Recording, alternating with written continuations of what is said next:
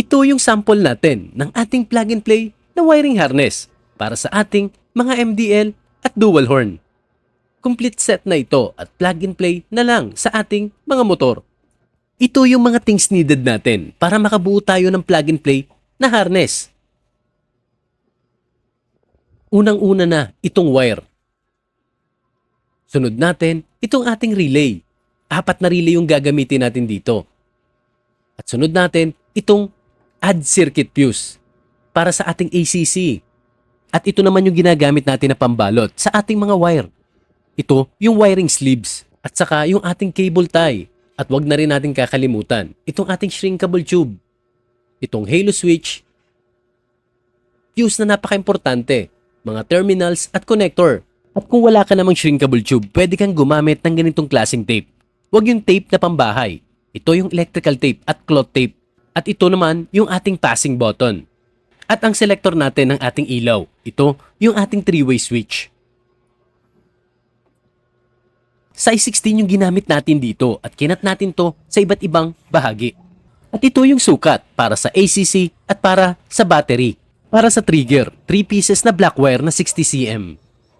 At para sa ating output, 3 pieces na green wire na 40 cm. Para sa horn output, 1 piece na 50 cm.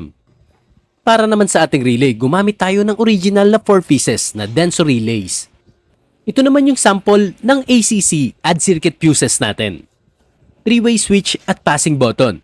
Selector para sa high at low at combination light. Para sa pambalot ng relay natin, cloth tape at electrical tape para sa wiring sleeves. Ito naman yung mga sukat na kailangan. Para naman dito sa mga terminal, ito yung mga bilang at dami na kailangan.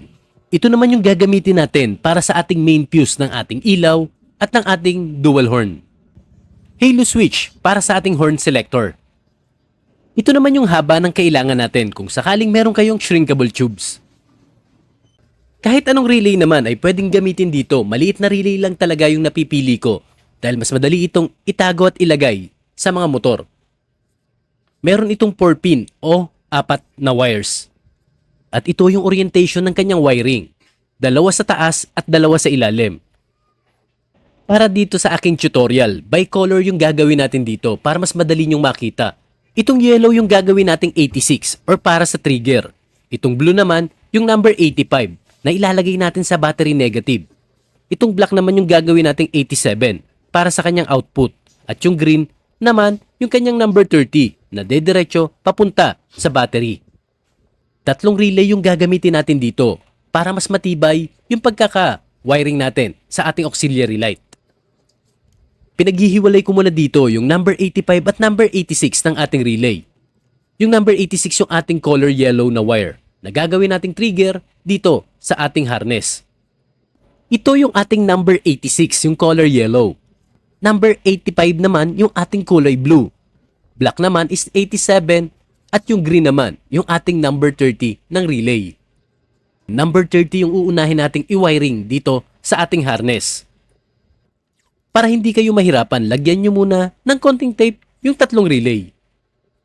Para hindi ito maghiwa-hiwalay. Balik tayo dito sa number 30 ng ating relay.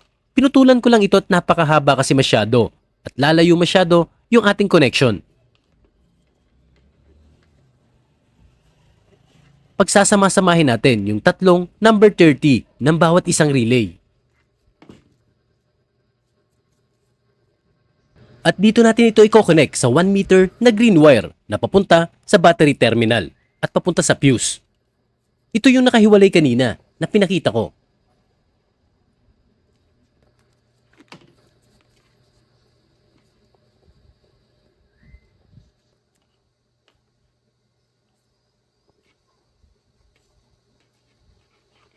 Merit joint yung ginawa natin dito para mas matibay at kahit mahatak yung ating wire ay hindi ito bibigay.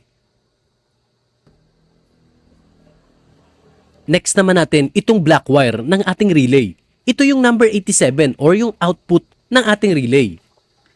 Dito natin ikokonekta yung 3 green wire na 40 cm. Bale, tigi-tigis ang green wire itong black wire na 87 ng ating relay.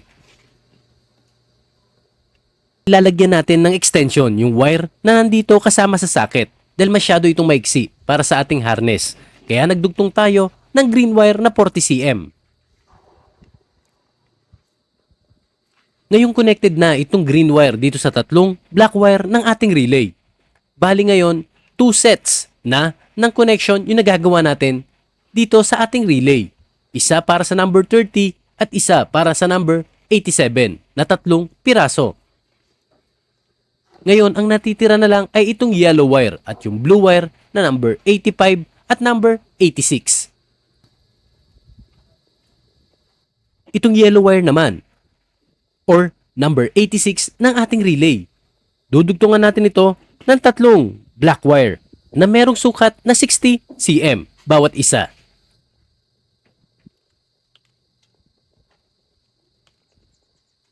Isa ito sa mga connection ng wires na pwede nating gamitin na hindi na kailangan ng solder. Dahil matibay ito. Kahit may load or stress, yung wire ay hindi ito mahuhugot. Ganon kaganda yung ganitong klaseng connection.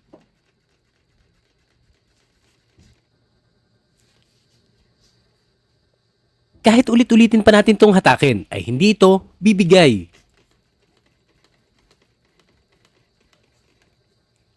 Napakaganda at napakatibay talaga ng connection na ganito.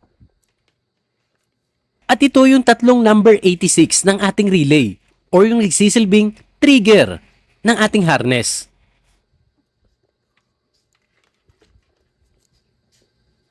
At yung panghuli nating connection, ito yung blue wire or yung number 85 ng ating relay.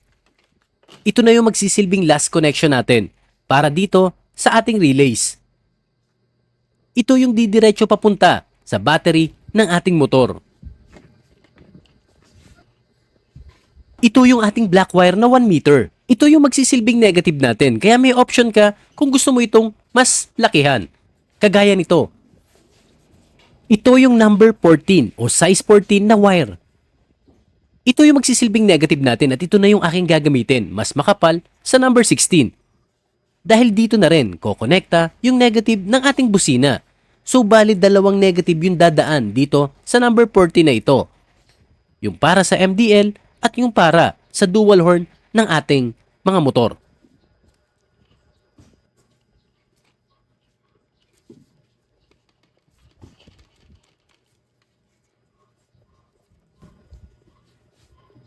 At ito na yung connection ng ating tatlong relay para sa ating mini driving light.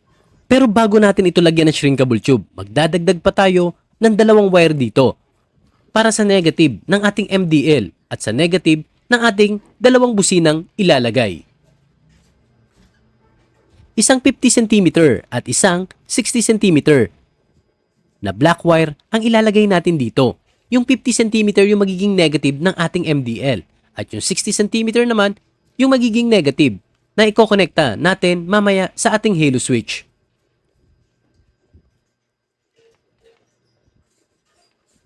Ito na isa sa final step natin, yung paglalagay ng shrinkable tubes. Shrinkable tubes na muna yung aking ginagamit. At siguradong hindi ito nawawala ng kapit. Dahil habang naiinitan ay lalo itong kumakapit. Hindi kagaya ng mga electrical tape na minsan ay pag naiinitan ay nawawala na ng dikit. 2 to 3 times ako naglalagay ng shrinkable tube sa mga connection para kumapal yung insulation ng ating mga connection. Mas maganda ng manigurado sa ating mga connection. Kesa naman magtipid tayo. Kung meron naman tayong sobra, ba't hindi pa natin lagyan? Para mas kumapal at mas tumibay yung mga connection na ating ginawa. Ito na yung dalawang size ng ating wiring sleeve. Gagamitin na natin ito ngayon since tapos na tayong magbalot ng ating mga wires. Pagsasamahin natin itong blue wire at green wire na papunta sa battery.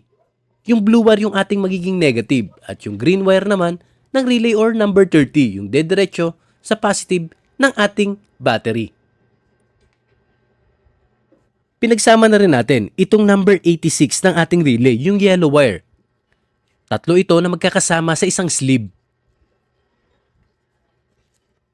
Then ito naman yung ating number 87 ng ating relay, yung dinugtungan natin ng 40 cm na green wire. Magkasama rin sila sa iisang wiring sleeve. Ito yung dalawang wire na dinugtong natin kanina sa number 85 ng ating relay, yung kulay blue na wire. Yung isa dito ay gagamitin na natin at isasama dito sa number 87 ng ating relay, yung dinugtungan natin ng green wire na 40 cm. Ito yung magsisilbing negative ng ating MDL. Magkakasama sila sa iisang wiring sleeve. Ito naman yung 160 cm na gagamitin nating ACC wire. Ito yung ipapasok natin dito sa ating trigger, yung may yellow wire. Isasama natin ito dito. After natin itong isama dito sa number 86 o yung trigger ng ating relay, ibababa na ngayon natin itong green wire na merong 160 cm pababa, papunta sa battery. Lalagyan lang natin ito muna ng shrinkable tube para palatandaan. Isasama na ngayon natin ito dito sa mga wires na papunta sa battery.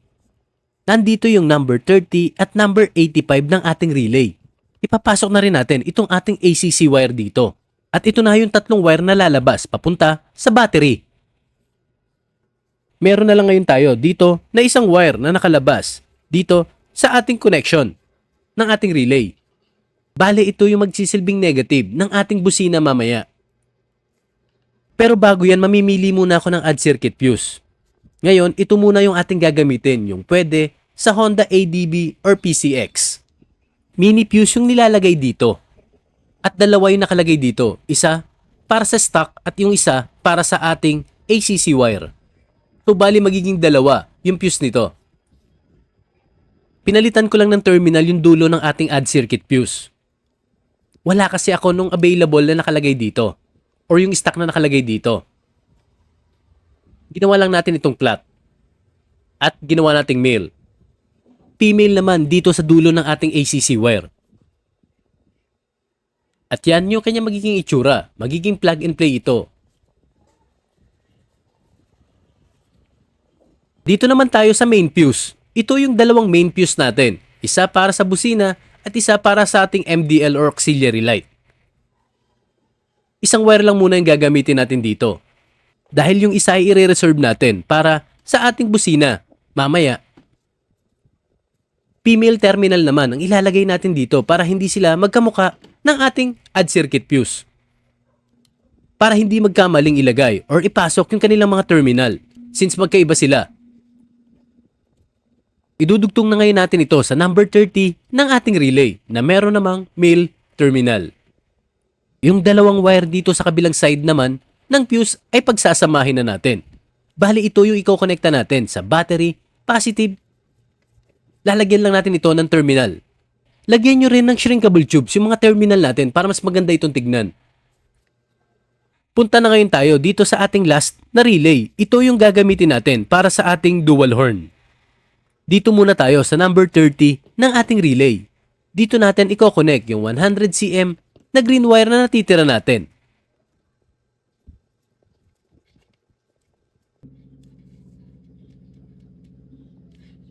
Sunod naman natin itong number 87 or yung kulay black na wire.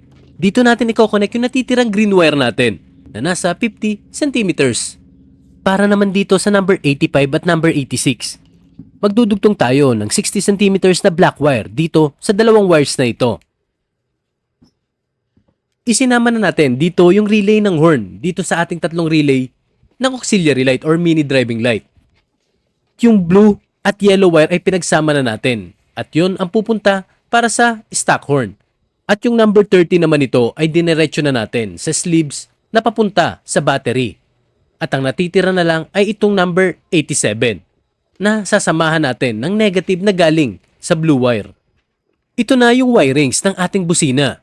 Ito yung 85 at 86. Then ito naman yung ating 87 na sinamahan natin ng negative. At yung number 30 naman ito ay sinama na natin dito sa sleeves na papunta sa battery.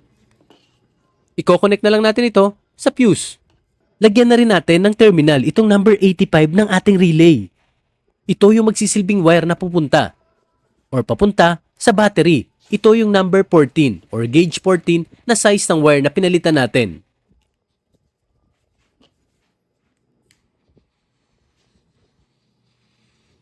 Dito na tayo ngayon sa number 30 ng relay ng busina.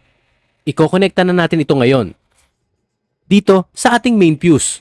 Lalagyan na lang ulit natin ito ng terminal. After nito, kumpleto na yung terminal na inilagay natin para sa ACC, battery negative at battery positive. Tatlong connection lang naman yung kailangan natin dito.